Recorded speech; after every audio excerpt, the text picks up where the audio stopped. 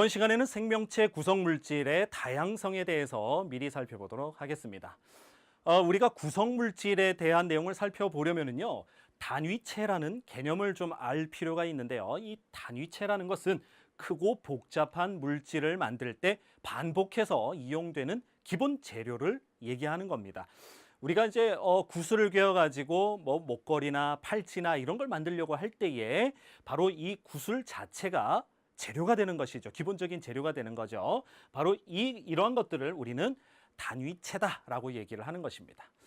자, 이 단위체 같은 경우에는요, 개수가 많을수록 물질의 크기는 커진다라는 거고요. 이건 당연한 얘기입니다.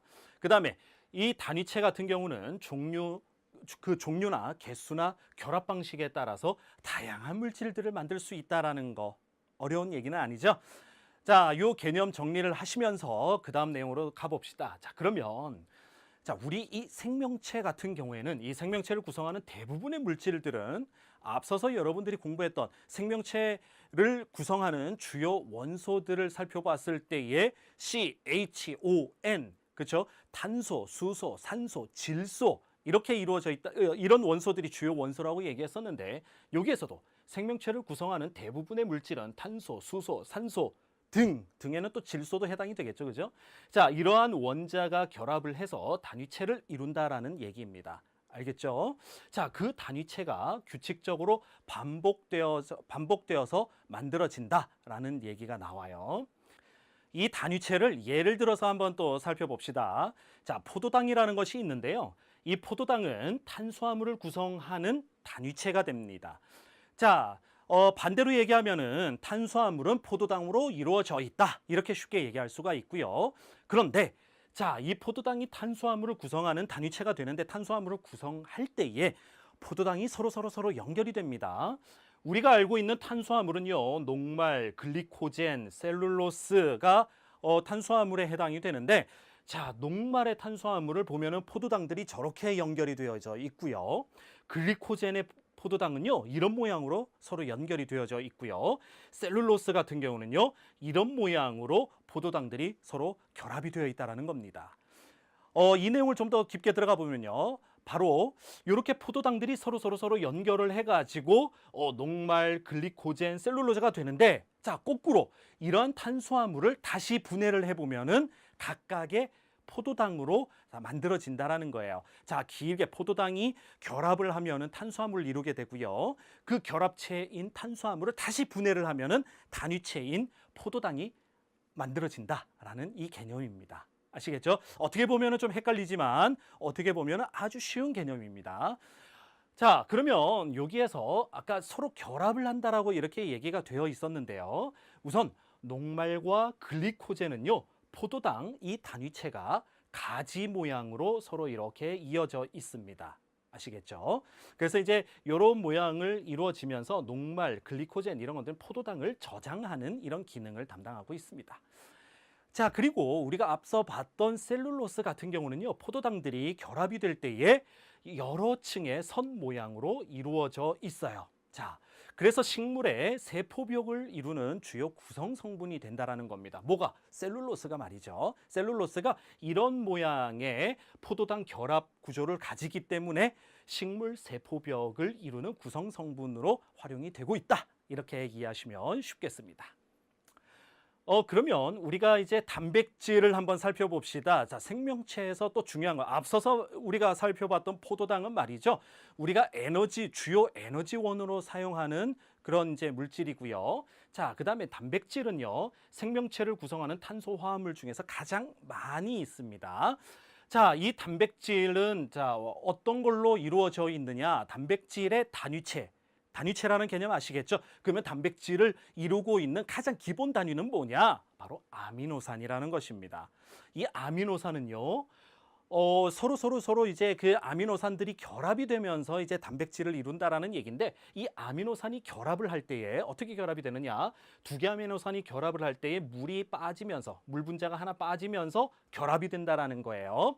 자, 이러한 결합들이 서로 반복이 되면서 여러 종류의 단백질이 만들어진다라는 것입니다. 자, 그래서 우리 몸에는 그 단백질이 수많은 단백질들이 있는데요. 단백질의 수가 주로 한 수백여 개, 단백질의 종류도 많고 있는데 이런 단백질은요 주로 수백여 개의 아미노산으로 구성이 되어 있습니다. 그러면 여러분들이 생각할 때는 우와, 아미노산이 한 수백여 개가 되나 보다 이렇게 생각할 수가 있겠죠. 그런데 우리 몸에 있는 아미노산의 종류는요 딱 20종류밖에 없습니다. 그런데 어떻게 수백여 개의 어떤 아미노산의 종류를 만들 수 있을까? 바로 20개에 있는 이 아미노산의 종류들을 서로 배열하고 그 아미노산의 종류와 또는 아미노산의 개수와 그런 여러 배열과 순서, 조합 이러한 것들을 통해 가지고 수백여 개의 아미노산을 만들어 줄 수가 있다라는 거죠. 그래서 20개의 아미노산을 조합해 가지고 만들 수 있는 단백질의 수는요. 정작 우리 몸에서 필요한 단백질의 수보다 그 경우에 만들 수 있는 경우의 수가 훨씬 많습니다. 아시겠죠? 우리 몸이 그만큼 아주 효율적이다라는 거예요. 자, 그러면 이 아미노산을 좀 더 깊게 한번 봅시다. 아미노산이 서로 결합이 되면 단백질이 된다고 했잖아요. 자, 그 결합을 할 때에 아미노산이 결합을 해가지고 아미노산 사슬이 이렇게 만들어질 때 그 아미노산이 이제 결합이 될 때 이 사슬이 만들어지게 되는데 이 사슬은 나선 모양으로 이렇게 감겨 있던지 혹은 병풍 모양으로 이렇게 접혀서 있는 모양이 되던지 이렇게 나선 모양이나 병풍 모양 또는 접히거나 회전하는 이러한 결합 양식을 띠고 있습니다. 아시겠죠? 요거는 이제 중요한 내용이기는 한데 여러분들이 나중에 이쪽 분야로 뭐 대학에서 좀 더 이제 공부를 하게 되면은 그때 깊이 다룰 수 있는 내용이니까 아미노산 구조는 나선 모양 또는 병풍 모양으로 되어 있고 접히거나 회전해 가지고 있다. 이렇게 기억해 주시면 좋겠습니다. 자, 그다음에 여기에서 이제 또 중요한 거는요. 이 아미노산들이 막 이렇게 사슬로 되어 있잖아요. 그 길쭉한 아미노산들이 뭐 이렇게 나선 모양이든 병풍 모양이든 접힐 때 자, 이것이 다시 휘어지거나 비틀어지거나 해 가지고 3차원의 입체 구조를 만들고 있습니다. 자, 이러한 입체 구조가 여러 개가 모여가지고 전체의 하나의 단백질이 된다는 것인데 여기서 중요한 것은 단백질은 입체 구조다라는 것을 꼭 기억해 주십시오. 그리고 이 단백질은요, 입체 구조에 의해서 각각의 어떤 역할들을 할 수 있다. 입체 구조가 무너지면 그 역할도 없어질 수 있다. 이 내용으로 기억해 주시면 좋겠습니다. 자, 그다음에 이 단백질 같은 경우에는 우리 몸에 이제 주로 이제 많이 있는 성분이라고 했었죠. 단백질은 우리 몸에서 어떤 것들을 이루고 있냐면요. 뭐 단백질 근육을 이루기도 하고요. 머리카락도 단백질로 이루어져 있습니다. 그래서 뭐 근육과 머리카락 등 몸의 구성 성분이 되기도 하고요. 그다음에 효소와 호르몬 등 주요 주 성분으로 효소와 호르몬의 주 성분이 되는 거예요. 그래서 우리 몸의 어떤 생리 작용을 조절하는 데에도 단백질이 역할을 하고 있습니다. 자, 요거는 좀 간단하게 그냥 살펴봅시다. 아미노산으로 이루어진 단백질의 구조라고 이렇게 나와 있는데요. 우리 몸에서 발견할 수 있는 단백질의 종류가 여러 종류가 있습니다. 여러분들이 뭐 좀 들어봤던 그런 단백질 이름도 있죠.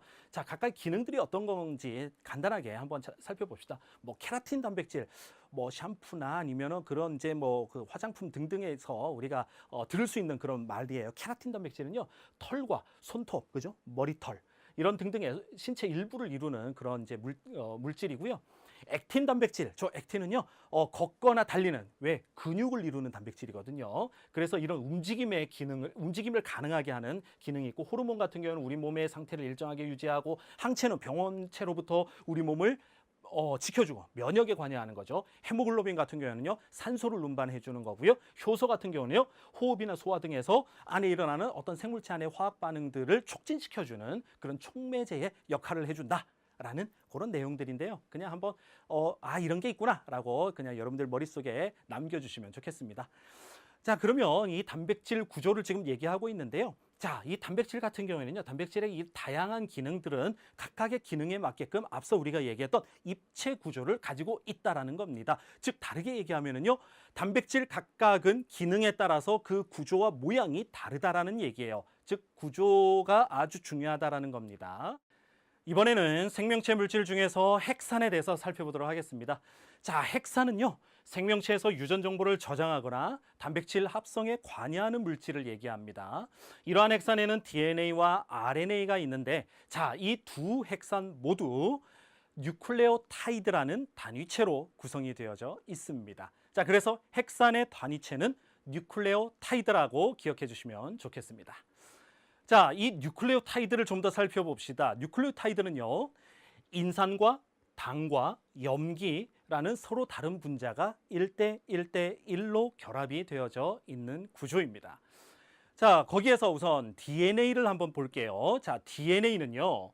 지금 요 인산과 당과 염기 중에서 이 염기를 4종류를 가지고 있습니다. 어떤 염기냐? 바로 아데닌, 사이토신, 구아닌, 타이민 이렇게 4종류의 염기를 가지고 있고요. 자, 헥산에 또 하나가 있었죠. 바로 RNA가 있었습니다. 이 RNA는요. 기본 뉴클레오타이드의 기본 구조는 인산, 당, 염기 동일합니다.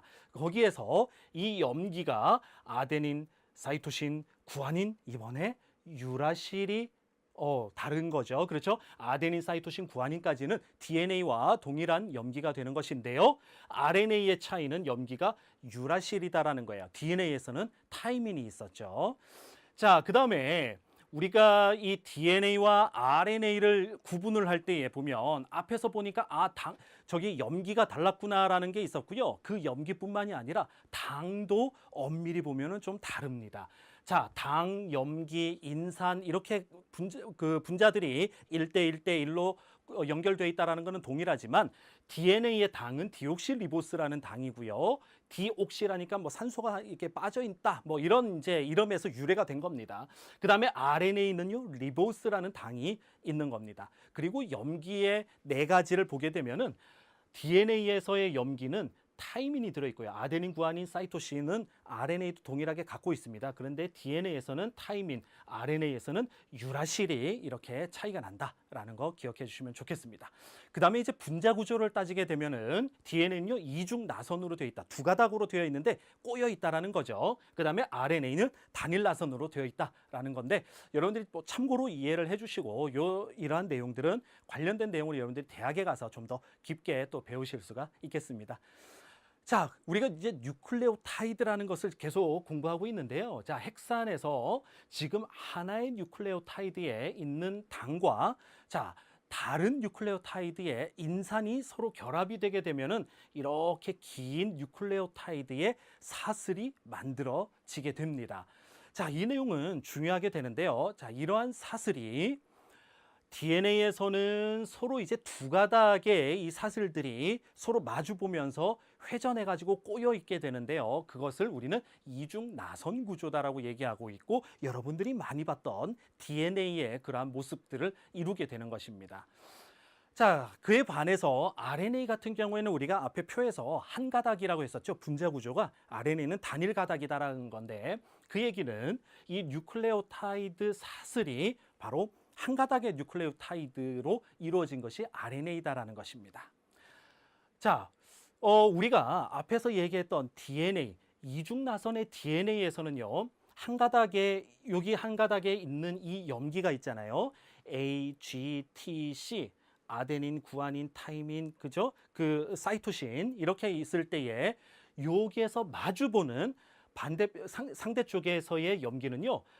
서로 이제 다른 가닥의 염기하고 결합을 하게 되는데 그 결합될 때 그냥 결합하는 게 아니에요. 서로 결합하는 염기들의 그 규칙이 있습니다. 어떤 규칙이냐면 아데닌은 타이민하고 그 다음에 사이토신은 구아닌하고 결합을 하게 돼요. 이러한 것을 우리는 상보 결합이라고 얘기합니다. 서로 짝이 되는 염기와 결합하는 특성이 있다라는 것이에요. 이거는 여러분들이 꼭 기억을 해 주실 필요가 있는 거고요. 중요한 내용이 되겠습니다.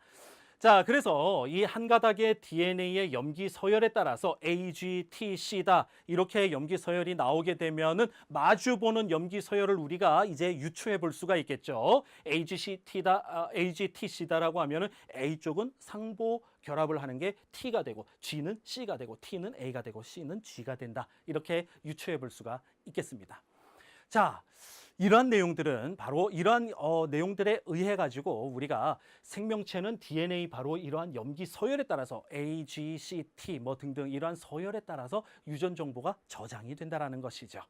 자, 지금까지 생명체 구성 물질의 다양성 미리 보기였습니다.